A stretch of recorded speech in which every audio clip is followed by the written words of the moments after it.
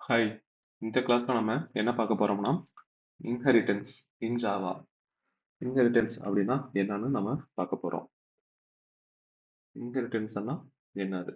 உதாரணத்துக்கு ஒரு கிளாஸ் ஏ அப்படின்னு ஒன்று இருக்குன்னு வைங்க. இதுல டேட்டா ஃபீல்ட்ஸ், அதாவது வேரியபிள்ஸ் இருக்கு, மெத்தட்ஸ் இருக்கு அப்படின்னு அசைன் பண்ணிக்கலாம். தென் இன்னொரு கிளாஸ் இருக்கு, கிளாஸ் பின்னு ஒன்று கிரியேட் பண்ண போறோம். இந்த கிளாஸ் பிக்கும் some இன்ஃபர்மேஷன் தேவை. அந்த இன்ஃபர்மேஷன் ஆல்ரெடி இந்த கிளாஸ்ல எக்ஸிஸ்டிங்ல இருக்கு. ஸோ அப்ப இதையே நான் யூஸ் பண்ணிக்க போறேன். ஸோ அதுக்கு பேரு தான் என்னது இன்ஹெரிட்டன்ஸ். அதை எப்படி அச்சீவ் பண்ணலாம் அப்படின்னா கிளாஸ் பி எக்ஸ்டென்ஸ் அப்படிங்கிற ஒரு கீவேர்டு யூஸ் பண்ணி, ஓகேவா? Inheritance achieved by using extends keyword. எதை எக்ஸ்டெண்ட் பண்ண போறோம்? கிளாஸ் ஏவை எக்ஸ்டெண்ட் பண்ண போறோம். ஓகேவா? இதுக்கு பேர் தான் என்னது இன்ஹெரிட்டன்ஸ். இப்போ இதோடைய ப்ராப்பர்ட்டிஸ்லாம் இன்னொரு கிளாஸ்க்கு கொடுத்துச்சு பார்த்தீங்களா? ஸோ அது இதனால இது பேரண்ட் கிளாஸ். இது இன்னொரு கிளாஸ்ல இருக்க ப்ராப்பர்ட்டிஸை அக்சஸ் பண்ணதுனால சைல்டு கிளாஸ் அப்படின்னு சொல்லலாம். சைல்டு கிளாஸ் அல்லது சப் கிளாஸ்னு சொல்லலாம். இதை பேரண்ட் கிளாஸ் ஆர் சூப்பர் கிளாஸ்னு சொல்லலாம். தென் இதனால பெனிஃபிட் என்ன அப்படின்னு பார்த்தோம்னா கோடு ரீயூசபிலிட்டி. ஓகே, அதாவது ஊப்ஸ் கான்செப்ட்ல ஊப்ஸோட அட்வான்டேஜ் என்னன்னு ஒரு கொஸ்டின் வரும்போது நம்ம கோடு ரீயூசபிலிட்டி அப்படின்னு ஒன்று சொல்லியிருப்போம். ஓகேவா? அதே தான்.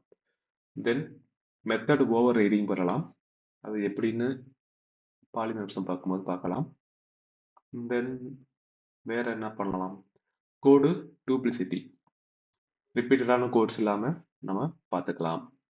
அதே மாதிரி எக்ஸ்டென்சிபிலிட்டினா எனக்கு ஏற்கனவே ஒரு மெத்தட் இருக்கு, அந்த மெத்தட்ல ஒரு ஃபீச்சர் இருக்கு, அதை விட எக்ஸ்ட்ரா எனக்கு ஒரு ஃபீச்சர் வேணும் அப்படின்னாலும் நம்ம ஆட் பண்ணிக்கலாம். அதான் மெத்தட் ஓவர் ரைடிங். இதெல்லாம் நம்ம இன்ஹெரிட்டன்ஸ் மூலமா பண்ணலாம். ஓகே, ஒரு சாமி ப்ரோக்ராம் இப்போ பார்க்கலாம். நான் என்ன பண்ணியிருக்கேன், ஆர்பிஐ அப்படிங்கிற ஒரு கிளாஸ் கிரியேட் பண்ணியிருக்கேன். ஒன்றும் இல்லை, எப்படின்னா ஜஸ்ட் ஒரு அக்கௌண்ட் ஓப்பன் பண்ணுறதுக்கு என்னெல்லாம் தேவை அப்படிங்கிறது தான் இந்த program. So public void account opening documents அப்படின்னு ஒரு மெத்தட். ஓகேவா?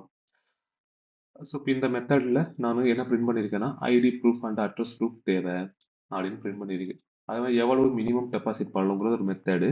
அதில் 3K டெபாசிட் பண்ண சொல்லியிருக்கு. எம்ஏபி மந்த்லி ஆவரேஜ் பேலன்ஸ் எவ்வளோ இருக்கணும்னா 2500 இருக்கணும் அப்படின்னு சொல்லியிருக்கு. ஏஜ் ரெஸ்ட்ரிக்ஷன், ஏன்னா அது ஒரு இன்டிஜர் ஏஜ் அப்படின்னு ஒரு பாராமீட்டர் நம்ம வாங்கியிருக்கோம். ஸோ அந்த பாராமீட்டரை வச்சு ஒரு கண்டிஷன் எழுதுறோம். ஏன்னா இஃப் கண்டிஷனுக்குள்ள ஏஜ் லெஸ் தென் 18 அப்படின்னா should be ஜாயிண்ட் அக்கௌண்டா இருக்கணும். Else eligible for individual account. Individual account அப்படின்னு சொல்லியாச்சு. தென் எனக்கு அடுத்த ஒரு கிளாஸ் கிரியேட் பண்றேன். பேங்க் ஏபிசி அப்படின்னு ஒரு கிளாஸ் நான் கிரியேட் பண்றேன். இப்போ இந்த பேங்க் ஏபிசி அப்படிங்கிற கிளாஸ் என்ன பண்ணுதுன்னா இதுக்கும் அதே மாதிரி அக்கௌண்ட் ஓப்பன் பண்ற ரெக்யூர்மெண்ட்ஸ்லாம் இருக்கும்ல. ஸோ டேட் பண்ணிடுறேன்.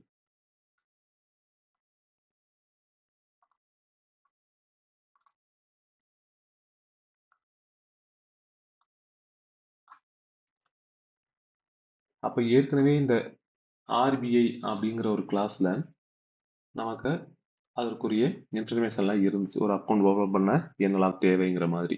அதையே நான் என்ன பண்ணிக்கலாம், யூஸ் பண்ணிக்கலாம். அப்போ எப்படி யூஸ் பண்ணலாம்? எக்ஸ்டென்ஸ் கீவேர்டு யூஸ் பண்ணி ஆர்பிஐ அப்படின்னு சொன்னா அந்த கிளாஸ் நம்ம ஆக்சஸ் பண்ண முடியும். ஓகே, இப்போ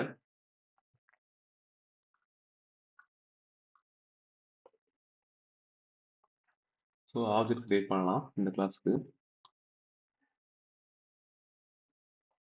bank ABC user 1 equal to new bank ABC. So அந்த கிளாஸ்ல உள்ள ஆப்ஜெக்ட்ஸ்லாம் நம்ம யூஸ் பண்ணுறோமான்னு பாருங்க. Account opening documents user 1 dot age restriction ஒரு 18 கொடுக்குறேன். user one dot map. பாருங்க இந்த account open documents age restriction இந்த மெத்தடெல்லாம் நாம இந்த கிளாஸ்ல நம்ம கிரியேட் பண்ணல. இது எல்லாமே ஆர்பிஐ அப்படிங்கிற கிளாஸ்ல இருந்தது. எப்படி நம்மளால அக்சஸ் பண்ண முடியுதுன்னா நம்ம அந்த கிளாஸை எக்ஸ்டென்ஸ் பண்ணியிருக்கோம். ஸோ ரன் பண்ணி பார்க்கலாம் அவுட்புட் வருதானு. Okay, ID proof and address proof required வருது. ஸோ இது போக நமக்கு புதுசாக நமக்கு மெத்தட் வேணும் அப்படின்னாலும் கிரியேட் பண்ணிக்கலாம். என்ன மெத்தட் வேணும் அப்படின்னா பப்ளிக் ஹைட்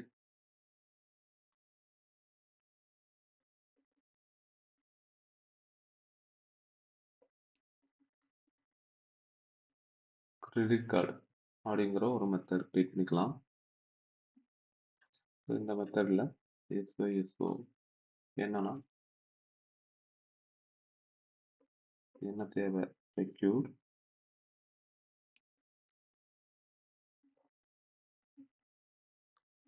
salary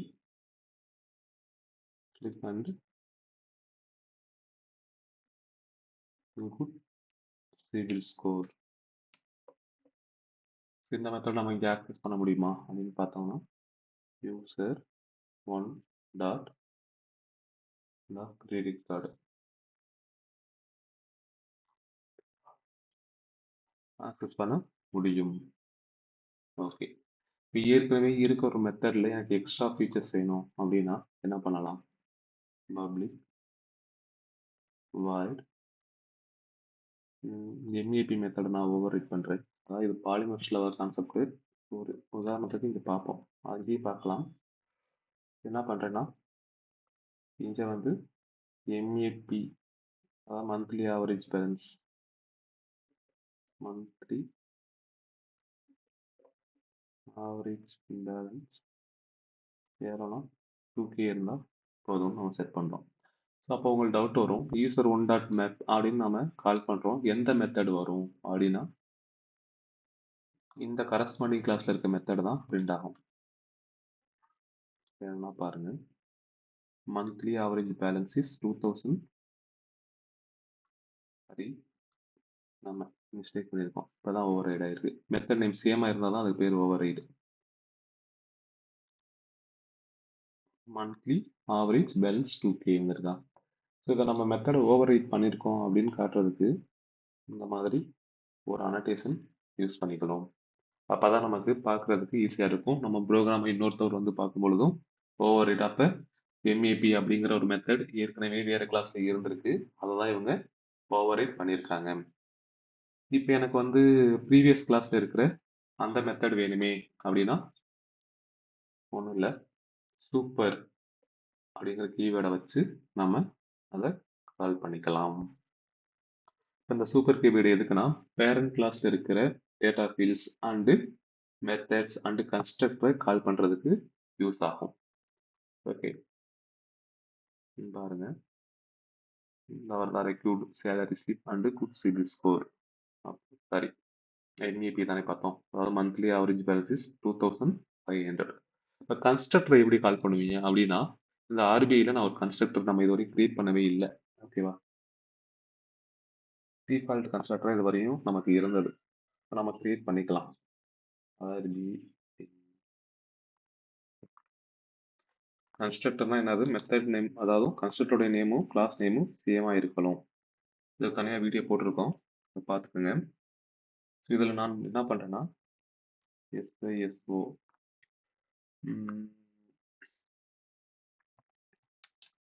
வைக்கலாம், டீட்டெயில்ஸ் ஃபார் அக்கௌண்ட் ஓப்பனிங் அப்படின்னு வைக்கலாம். இப்போ இந்த கன்ஸ்ட்ரக்டரை இந்த ப்ரோக்ராம் சேவ் பண்ணிக்கலாம். தென் இந்த சைல்டு ப்ரோக்ராம் வரலாம். இப்போ இதை வந்து நம்ம கால் பண்ணுறோம். ஜஸ்ட் ஒன் மோர் டைம் நான் ரன் பண்ணுறேன், எப்படின்னு பாருங்க. இவர் டீட்டெயில்ஸ் ஃபார் அக்கௌண்ட் ஓப்பனிங் தானாகவே பிரிண்ட் ஆயிடுச்சு பாருங்க. நம்ம இந்த கன்ஸ்ட்ரக்டர் எங்கேயாவது கால் பண்ணியிருக்குமா? இல்லை, ஆனாலும் தானாகவே பிரிண்ட் பண்ணியிருக்கு. இதுக்கு என்ன அர்த்தம்னா பேங்க் ஏபிசி யூசர் ஒன், அதாவது பேங்க் ஏபிசிக்கு ஒரு இன்ஸ்டன்ஸ், அதாவது ஆப்ஜெக்ட் கிரியேட் பண்ணியிருக்கோம்.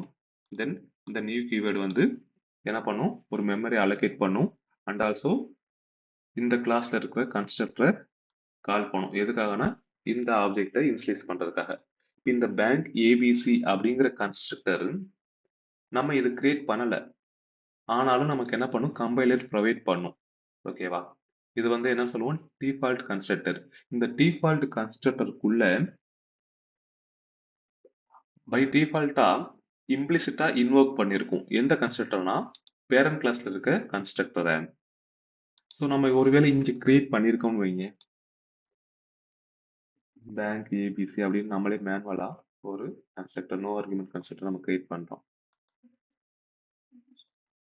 எஸ்ஒய் எஸ்ஓ இதுல வந்து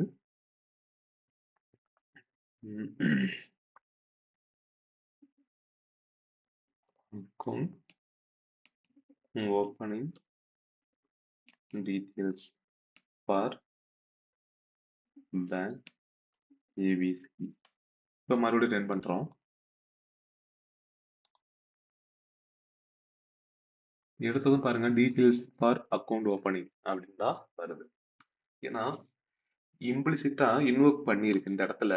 ஃபர்ஸ்ட் ஸ்டேட்மெண்டே என்ன வந்திருக்குன்னா சூப்பர் அப்படிங்கிற இந்த கீவேர்டு. இந்த இப்போ கன்ஸ்ட்ரக்டரை கால் பண்ணும்போது கீவேர்டு வந்து இப்படி யூஸ் பண்ணணும். ஓகேவா? அந்த மாதிரி பிராக்கெட் மெத்தட் மாதிரி மெத்தட் டைப்ல இது பண்ணும்.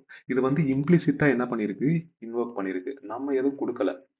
கம்பைலரே என்ன பண்ணிருக்கு, இம்ப்ளிசிட்டா இன்வோக் பண்ணிருக்கு. நமக்கு ப்ரோக்ராம் எக்ஸிக்யூட் பண்ணும்போது எப்படி என்ன வேலை எக்ஸிக்யூட் பண்ணுவோம், ஃபர்ஸ்ட் மெயின் ஸ்டேட்மெண்ட் பார்க்கும், தென் ஆப்ஜெக்டை பார்க்கும். இந்த கன்ஸ்ட்ரக்டர் தானே ஃபர்ஸ்ட் எடுத்ததும் பார்க்கும். இந்த கன்ஸ்ட்ரக்டர் இங்க இருக்கா, இதுக்கு முன்னாடி நம்ம கிரியேட் பண்ணல. கிரியேட் பண்ணனாலும் கம்பைலர் என்ன பண்ணும், டிஃபால்ட் கன்ஸ்ட்ரக்டர் நமக்கு கொடுக்கும் அப்படின்னு தான் நான் சொல்லியிருந்தேன். எனக்கு புரியலன்னா கன்ஸ்ட்ரக்டர் கிளாஸ் பாருங்க. தென் இப்போ என்ன பண்ணோம், அகைன் நம்ம ஒரு கன்ஸ்ட்ரக்டர் இங்க கிரியேட் பண்ணோம். கிரியேட் பண்ணும் பொழுது இந்த சூப்பர் கீவேர்டு கொடுக்காமலே இருந்தோம். ஓகேவா? கமெண்ட் கூட பண்றேன். இந்த சூப்பர் கீவேர்டு என்ன பண்ணல, கொடுக்கல. கொடுக்காம இருக்கும்போது நமக்கு என்ன வந்துச்சு, டீடைல்ஸ் ஃபார் அக்கௌண்ட் ஓப்பனிங் அப்படின்னு ஒன்று வந்துச்சு. அது எப்படி வந்துச்சுன்னா, இந்த சூப்பர் கீவேர்டை கம்பைலரே என்ன பண்ணிருக்கு, இன்வோக் பண்ணுச்சு இம்ப்ளிசிட்டா. ஸோ அதனால வந்தது. இப்போ இப்படிதான் இருக்கு. ஆக்சுவலா இன்வோக் பண்ணதுன்னா நமக்கு தெரியாம நடந்தது இப்படிதான். இந்த இடத்துல அப்ப என்னது, சூப்பர் கீவேர்டு. இப்போ கன்ஸ்ட்ரக்டரை பொறுத்தவரையும் இந்த சூப்பர் கீவேர்டு எங்க இருக்கணும்னா ஒரு கன்ஸ்ட்ரக்டருக்குள்ளதான் இருக்கணும். அதுவும் ஃபர்ஸ்ட் ஸ்டேட்மெண்டா இருக்கணும்.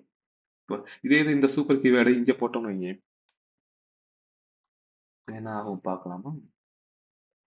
அடுத்த ஸ்டேட்மெண்டா ரெண்டாவது லைனா வைப்போம், எரர் அடிக்கும். என்ன எரர்னு பாருங்க.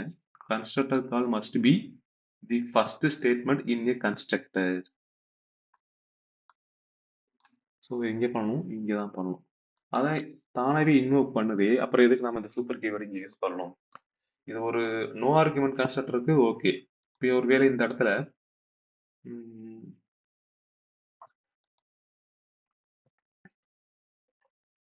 string,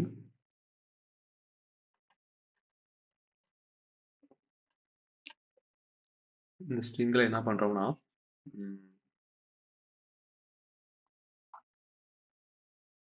ஏதாவது ஒன்று பார்க்கலாமா உதாரணத்துக்கு.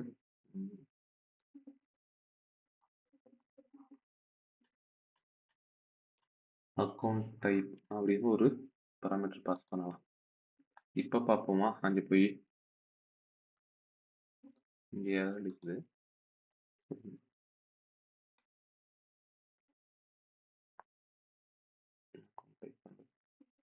பர்சனல் அப்படின்னு வைக்கலாம்.